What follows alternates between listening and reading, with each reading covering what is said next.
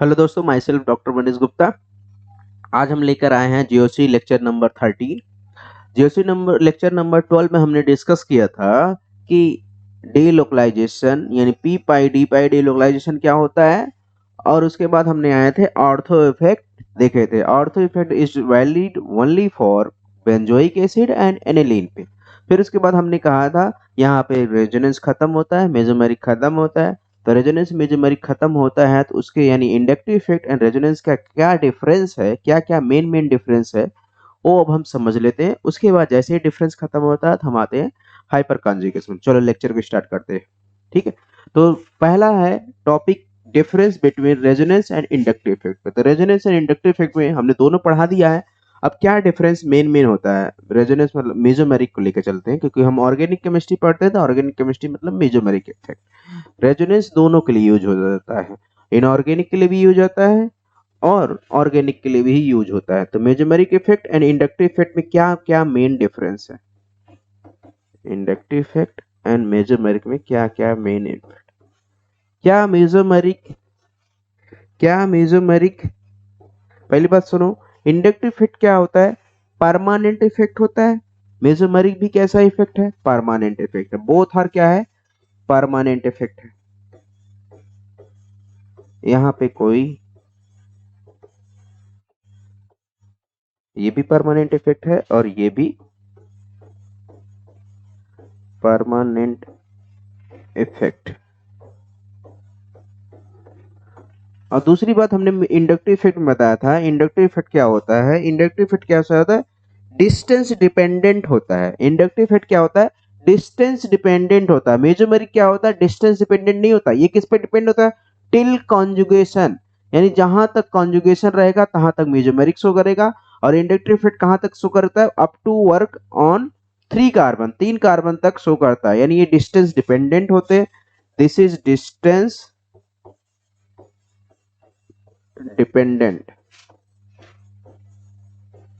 और मेसोमेरिक किस पे डिपेंड करता है, मेसोमेरिक किस पे डिपेंड करता है, कॉन्जुगेशन डिपेंडेंट होता है। जितना ज्यादा कॉन्जुगेशन रहेगा उतना ही अच्छा, उतना ही ज्यादा क्या रहेगा, मेसोमेरिक शो करेगा। यानी डिस्टेंस डिपेंडेंट होगा इंडक्टिव इफेक्ट, और ये कैसा होता है, कॉन्जुगेशन डिपेंडेंट होता है। और ये मेसोमेरिक केस का पाई इलेक्ट्रॉन का शिफ्टिंग करता है, और इंडक्टिव इफेक्ट क्या करता है, सिग्मा इलेक्ट्रॉन का पुशिंग करता है, यानी पुश करता है, स्लाइटली पुश करता है।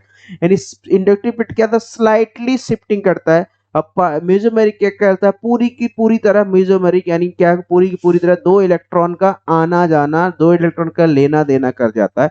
यानी यहाँ पे क्या हो रहा है, fully positive fully negative charge create होगा, और यहाँ पे कैसा क्रिएट होगा, partially positive partially negative charge create होगा। यहां पे कैसा क्रिएट होगा, partially positive and partially negative charge create. और ये कैसा करेगा, fully positive and fully negative charge create. ठीक है, ये डिस्टेंस डिपेंडेंट होता है, ये क्या है, fully positive fully negative charge create करता है। ठीक है, ये इस पे डिपेंड करता है, ये यहाँ पे है सारे। और कोई इफेक्ट बताओ, और कोई डिफरेंस, और क्या डिफरेंस हो सकता है, मेसोमेरिक और इंडक्टिव इफेक्ट में और क्या डिफरेंस हो सकता है। ये क्या कहता है, रिसेसिव इफेक्ट होता है। रिसेसिव इफेक्ट मतलब कम इफेक्ट लगता है, इसका इफेक्ट बहुत ही कम दिखाई देता है। और ये कैसा होता है, डोमिनेंसी करती है, डोमिनेट करती है, डोमिनेट ओवर इंडक्टिव, इंडक्टिव पे डोमिनेट करती है। ठीक है, और ये क्या करता है, रिसेसिव, रिसेसिव मतलब कम प्रभाव देता है, रिसेसिव ओवर मेसोमेरिक।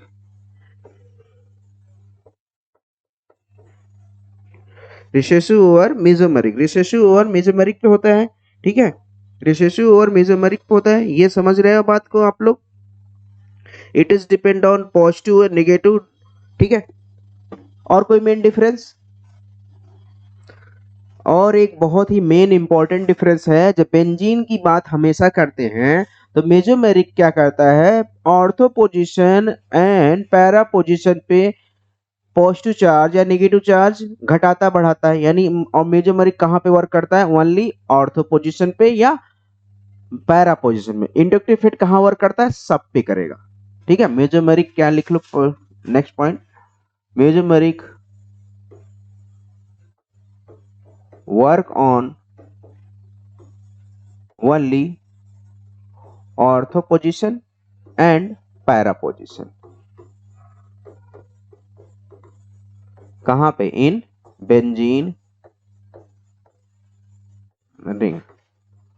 और ये कहाँ पे, इंडक्टिव इफेक्ट हमें पता है, इंडक्टिव इफेक्ट हमें पता है क्या, डिस्टेंस डिपेंडेंट होता है। जब डिस्टेंस डिपेंडेंट होगा, जब डिस्टेंस डिपेंडेंट होगा तो यानी एक सब जगह वर्क करेगा, सिर्फ डिस्टेंस कम ना हो, डिस्टेंस ज्यादा रहे तो कम इफेक्ट करेगा, डिस्टेंस अगर कम रहेगा ज्यादा इंडक्टिव इफेक्ट करेगा। तो inductive effect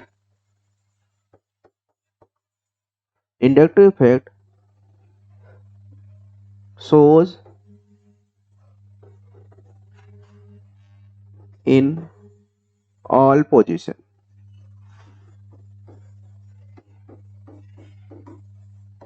inductive effect shows in all position. और जब मेटा पोजीशन पे सिर्फ इंडक्टिव इफेक्ट वर्क करता है, क्योंकि ऑर्थो पे और पैरा पे मेसोमेरिक वर्क कर गया, मेटा पे तो क्या बचा, ओनली इंडक्टिव इफेक्ट। तो Meta, in Meta position of benzene work on only, कौन करेगा, इंडक्टिव।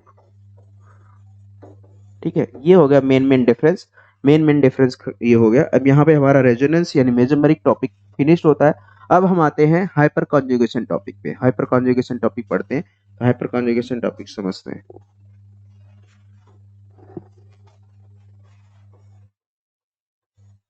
हाइपर कॉन्जुगेशन क्या है, नेक्स्ट इफेक्ट है।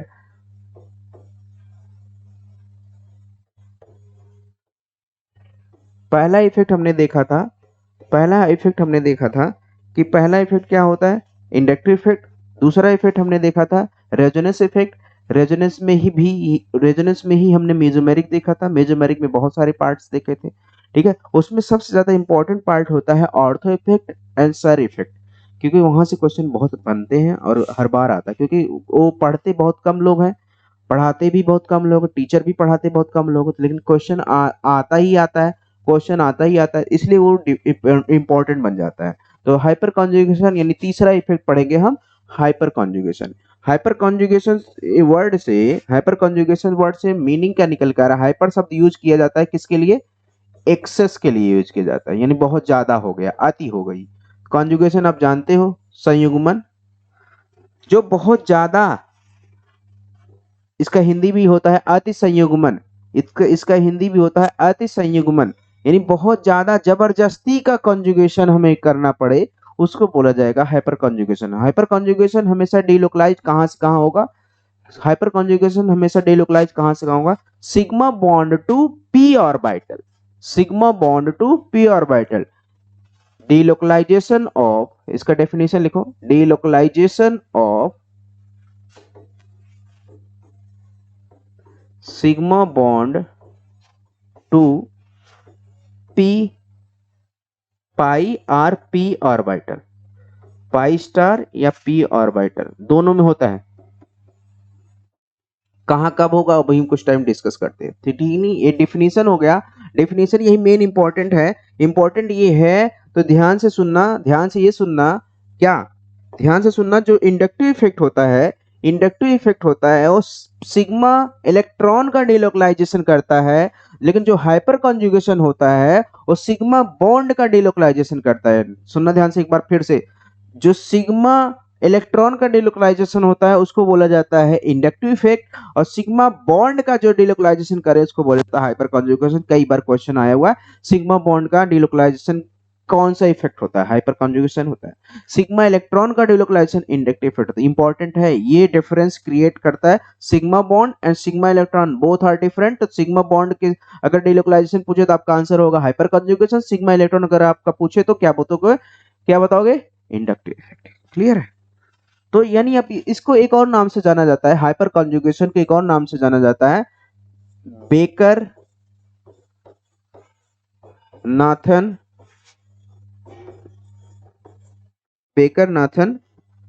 इफेक्ट। ठीक है, यह एक और नाम से जाना जाता है बेकर नाथन इफेक्ट। इसलिए इसके नाम से जाना जाता है बेकर नाथन, इसलिए इसका नाम से जाना जाता है क्योंकि he is discovered of hyperconjugation. He is discovered of hyperconjugation, यानी it was given by hyperconjugation. कौन कौन given by hyperconjugation? This hyperconjugation कौन दिया था? हाइपर कॉन्जुगेशन गिवन बाय कौन दिए थे भाई? बेकर जी दिए थे और नाथन जी दिए थे, बेकर एंड नाथन। तो ये दोनों साइंटिस्ट थे ना, जो बाहरी साइंटिस्ट होते हैं तो ऐसे ही नाम होता है ना, इंडियन साइंटिस्ट होते हैं तो सुरेश, महेश, कल्लू, यही सब होता है ना। तो ये सब हमें देखने को मिलता है नहीं, क्योंकि इंडियन वाले तो साइंटिस्ट होते नहीं, इंडियन वाले तो कॉपी करते हैं, कॉपी करने में माहिर होते हैं, नकल करने में माहिर होते हैं। जो बाहर से बाहर से जो रिसर्च होती है उसी को आके यहाँ पे कॉपी करते हैं।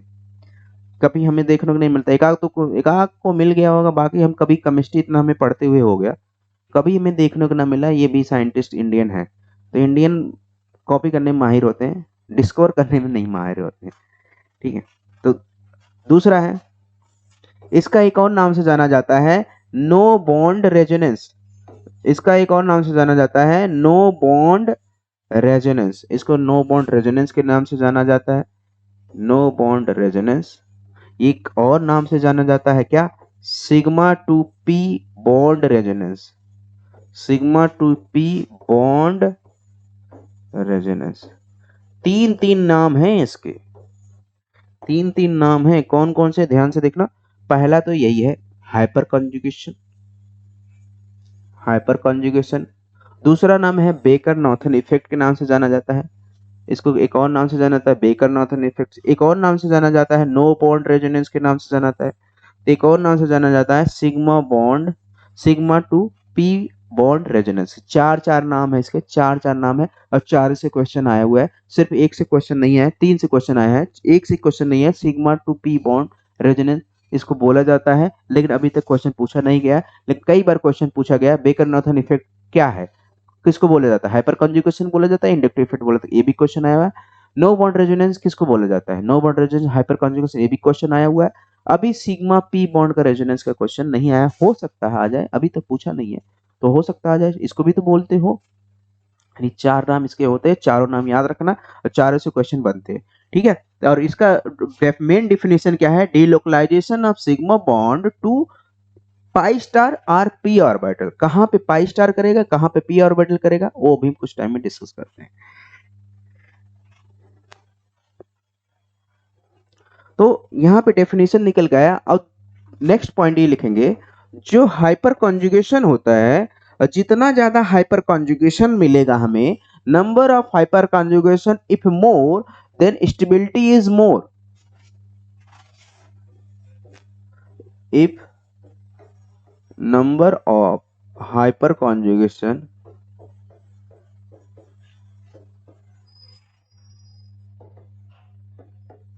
is more then more stable, तो कंपाउंड उतना ही ज्यादा क्या होगा? स्टेबिलिटी गेन करेगा। और ये हाइपर कॉन्जुगेशन कहां कहां पे शो करता है, ये भी तो देख लो। कहां कहां पे शो करता है? Hyper conjugation only occur on carbocation, alkene and free radical. कार्बो anion में हमें देखने को नहीं मिलता, यानी रिएक्शन इंटरमीडिएट में सारे मिलते हैं, रिएक्शन इंटरमीडिएट में सारे नहीं मिलते, सिर्फ carbocation and free radical. Alkene it's not in reaction intermediate. तो कहां कहां मिलता है? हाइपर कॉन्जुगेशन अकर इन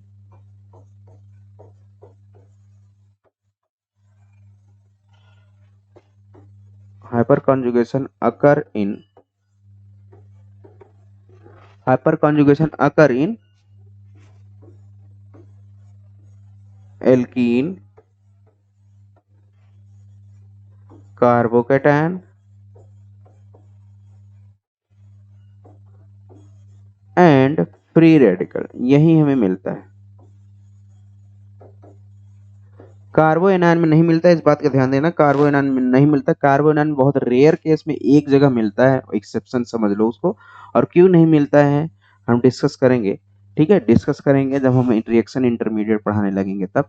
क्योंकि अभी कार्बो एनायन पे नहीं मिलता है, मिलता भी है बहुत रेयर केस में एक कंपाउंड मिलता है, वो हम बताएंगे, ठीक है। तो यानी जब हाइपर कॉन्जुगेशन मिलेगा सिर्फ ओनली ओनली कहाँ मिलेगा, एल्कीन मिलेगा या कार्बोकेटायन मिलेगा या फ्री रेडिकल मिलेगा, ठीक है। एल्कीन मिलेगा, कार्बोकेटायन मिलेगा या फ्री रेडिकल पे मिलेगा। तो अब एक एक करके समझते हैं, एल्कीन का भी समझते हैं, कार्बोकेटायन का भी समझते हैं, फ्री रेडिकल। उससे पहले समझने से पहले एक बात और समझ लेते हैं, हाइपर कॉन्जुगेशन की टाइप। हाइपर कॉन्जुगेशन जो मिलता है हमें, हाइपर कॉन्जुगेशन जो हमें मिलता है कितने टाइप के होते हैं, 2 टाइप्स के होते हैं।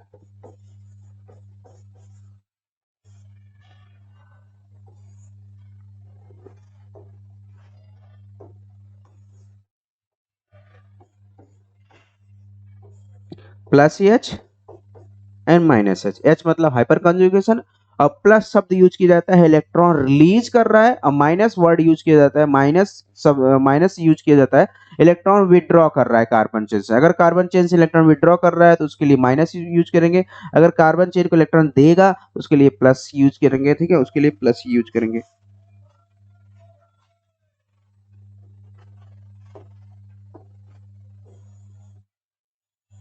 उसके लिए प्लस यूज करेंगे, ठीक है। इतने बात क्लियर। अब आते हैं हाइपर कॉन्जुगेशन के। हाइपर कॉन्जुगेशन एक एक टॉपिक पे डिस्कस करते हैं, एक एक टॉपिक पे डिस्कस करते हैं। जो पहला टॉपिक डिस्कस करेंगे, हम पहला टॉपिक डिस्कस करेंगे का एल्कीन पे हाइपर सॉरी एल्कीन पे हाइपर कॉन्जुगेशन कैसे वर्क करता है, वो हम नेक्स्ट लेक्चर में डिस्कस करेंगे, एल्कीन पे हाइपर कॉन्जुगेशन कैसे वर्क करता है, ठीक है। Thank you so much.